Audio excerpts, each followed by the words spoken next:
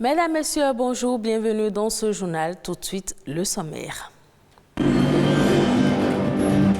goitre se développe généralement à la suite d'une carence en iode ou d'une inflammation de la glande thyroïde. Comment peut-on prévenir cette pathologie? Un spécialiste va nous donner des conseils. La prière participe à la cohésion sociale et au développement. Elle est donc capitale dans la vie d'une nation. Ce 3 mars est une journée mondiale dédiée à la prière. Le père Hubert Kalowide nous en dira plus. Le marché international du cinéma africain se tient à chaque édition du FESPACO. C'est un rendez-vous cinématographique qui regroupe plusieurs pays et acteurs du cinéma.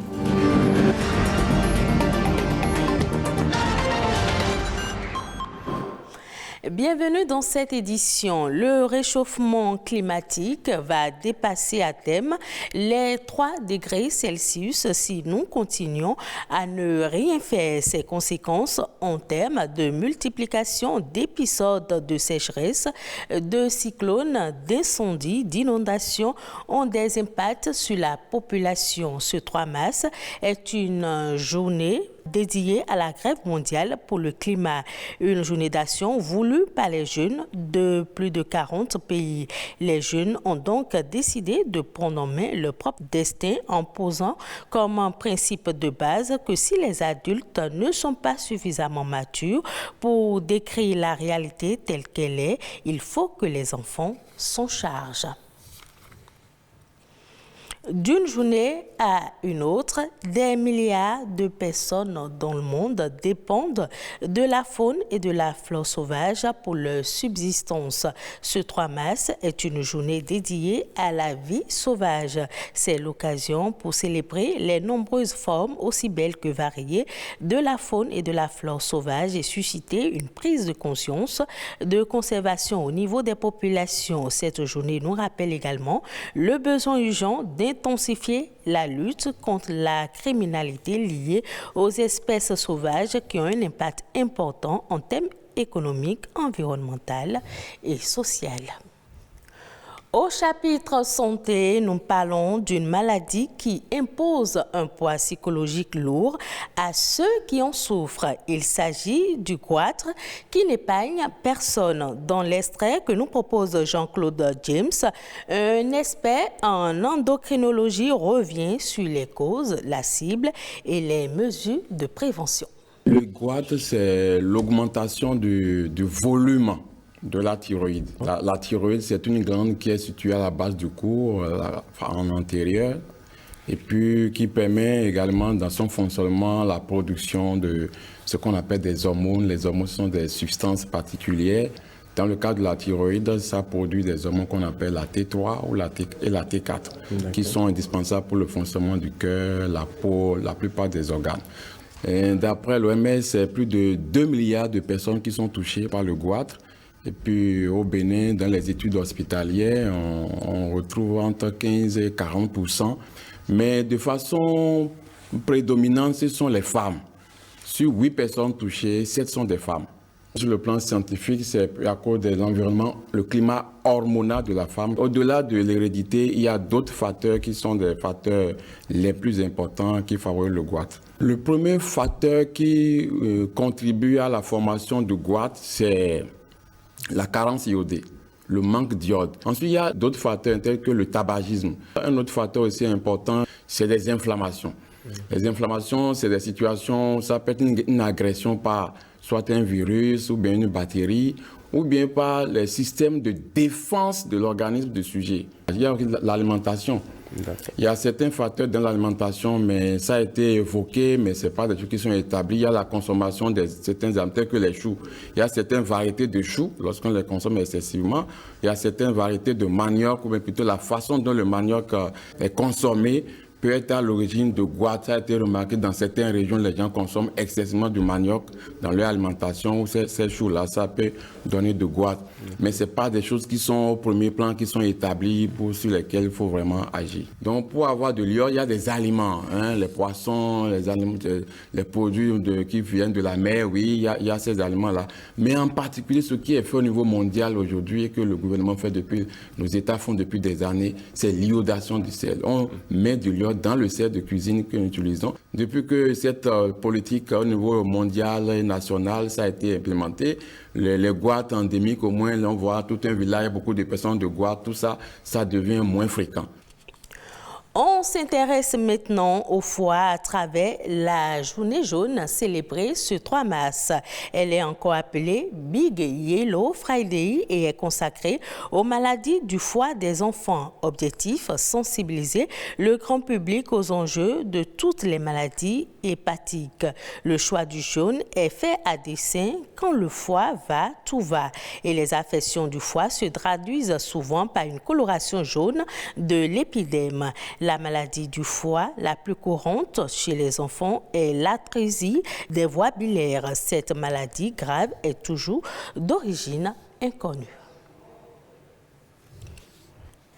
La prière est essentielle pour tout être humain. Tout homme, quelle que soit sa religion, ressent toujours la nécessité de prier quelqu'un qui soit au-dessus de lui et qui le transcende. Ce 3 mars est une journée dédiée à la prière. Ainsi, la prière contribue à la cohésion sociale et au développement. Dans cet extrait qui va suivre, le père Hubert Kerouillet nous explique l'importance de la prière. Lorsqu'on prie pour le peuple, on prie pour que la totalité des enfants d'un pays, d'une nation, puissent être sous la protection divine. Et en même temps, que le Seigneur leur donne la force de demeurer fidèles et d'être à l'écoute de Dieu pour faire toujours la volonté de Dieu. C'est Dieu seul qui peut nous aider à atteindre ces objectifs. C'est pour cela qu'il faut constamment prier chacune, chacun, et en même temps prier pour l'ensemble du peuple constamment, pour que ce peuple, totalité, appartienne à Dieu, pour que Dieu soit tout en tous. La prière est une source de développement d'une nation pour la simple raison que vous ne pouvez pas prier pour mentir. Au fond, lorsque je prie pour toutes choses. Je prie avant de dormir, je prie avant de me réveiller, je prie avant de dire à quelqu'un je t'aime, je prie avant de manger, je prie avant de travailler. Si tout le temps je prie et donc je suis en communion avec le Seigneur, je vais éviter tous les péchés. Donc la prière, en quelque sorte, non seulement Dieu nous assiste et nous accompagne dans ce que nous faisons et dans ce que nous sommes, mais en même temps, la prière collective de l'ensemble du peuple et pour le peuple crée une véritable synergie de force pour que ensemble on puisse bâtir la mais ça nous donne l'amour de la nation. On prend à présent la direction du Burkina Faso et on fait un tour au marché international du cinéma africain. Il se tient à chaque édition du Festival panafricain du cinéma de Ouagadougou. C'est une tribune d'exposition du potentiel cinématographique des pays qui prennent part au FESPACO. Les précisions avec Ulysse Elliott Djodji. Sous un chapiteau de 300 mètres carrés, une centaine de stands abritant divers acteurs du monde du cinéma sont installés. C'est le marché international du cinéma et de l'audiovisuel, l'une des plus grosses attractions du FESPACO. Le MICA s'est ouvert juste au lendemain du lancement officiel du Festival panafricain du cinéma et de l'audiovisuel de Ouagadougou. Ici, les grandes maisons de production de films et de vente de matériel audiovisuel rivalisent d'ardeur pour séduire et accrocher le maximum de visiteurs. La prise d'un stand au MICA est une volonté du ministère de la Culture et de la Francophonie afin que cet espace soit réservé à tous les professionnels ivoiriens qui sont de passage à Ouaga, de rencontrer leurs homologues pour discuter des projets, des films. Et donc c'est un point de ralliement, un point de rendez-vous, un point de rencontre. Nous avons la traditionnelle habitude de venir ici tous les ans. Mais cette année, on est venu en équipe renforcée parce que nous sommes en train de travailler sur une dynamique nouvelle en Guinée pour replacer le cinéma guinéen, comme à ses débuts, au centre des préoccupations des populations africaines.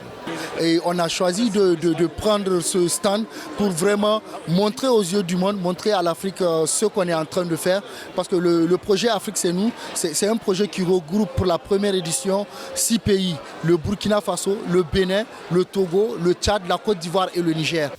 Dans ce hall où une vingtaine de nationalités se côtoient, nous avons retrouvé le Bénin. Grâce à ce stand que nous avons pris chèrement et difficilement, vu les maigres moyens de l'association, nous avons pu faire flotter les couleurs nationales du Bénin sur FESPACO, parce que chaque année, depuis que moi j'ai commencé à participer à FESPACO, il y a toujours la délégation nationale.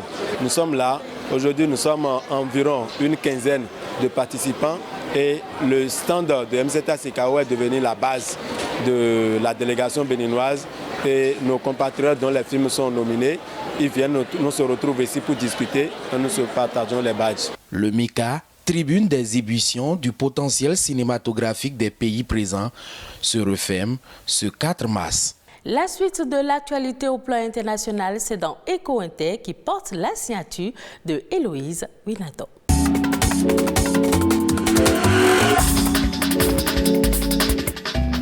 Ce n'est pas une grande surprise, les prévisions se confirment. La prochaine campagne de blé et de maïs en Ukraine s'annonce encore moins bonne que celle qui se termine. Mais cela n'augure pas forcément de graves conséquences pour l'approvisionnement du continent africain. Les conséquences de la guerre dans les champs se traduisent en chiffres. Cette année, le gouvernement ukrainien table sur une récolte de céréales en baisse de 36% par rapport à l'année dernière, soit 50 millions de tonnes. En cause, une baisse des surfaces cultivées de moins de 27%, la hausse des coûts du carburant, mais aussi des machines agricoles plus difficiles à trouver et un manque de main-d'œuvre. Ces contraintes pèsent d'ailleurs actuellement sur la fin de la récolte de maïs. Et on le sait déjà, c'est l'un des piliers de l'économie agricole palestinienne, la production de dattes. Cette variété de dattes medjool, qui fait la fierté des Palestiniens, est considérée comme la plus raffinée. Elle est aussi bien destinée au marché local qu'à l'export. Mais aujourd'hui, le secteur fait face à de nombreux défis, notamment le manque d'eau et la rareté de la main-d'œuvre qualifiée. Au Kenya, une bonne nouvelle pour les producteurs de mangue en quête d'alternatives au marché européen. Le feu vert de la Jordanie est tombé en décembre et en pleine saison des mangues, les premières exportations vers Amman ont donc débuté sans tarder. Les producteurs kenyans espéraient depuis longtemps ce nouveau débouché car le marché d'exportation de la mangue est en crise depuis que Nairobi a décidé en 2013 de cesser ses exportations vers l'Europe pour ne pas risquer d'être placé durablement sur une liste noire. Dans ce contexte, le débouché jordanien est l'occasion de combler en partie le manque à gagner pour les quelques 100 000 producteurs de mangue au Kenya. Enfin, le taux d'adoption des smartphones en Afrique subsaharienne devrait atteindre les 87% en 2030 contre 51% en 2022. Dans un rapport publié intitulé Vumai Economy 2023, l'Afrique subsaharienne figure parmi les régions qui connaîtront une forte augmentation de l'adoption des téléphones mobiles intelligents à l'échelle mondiale d'ici la fin de la décennie en cours, aux côtés de l'Asie-Pacifique et de l'Amérique latine. Et pour cause, la plupart des nouveaux utilisateurs de téléphones mobiles sont en effet des natifs du numérique qui utilisent leurs appareils pour de multiples activités autres que les appels vocaux et les SMS traditionnels.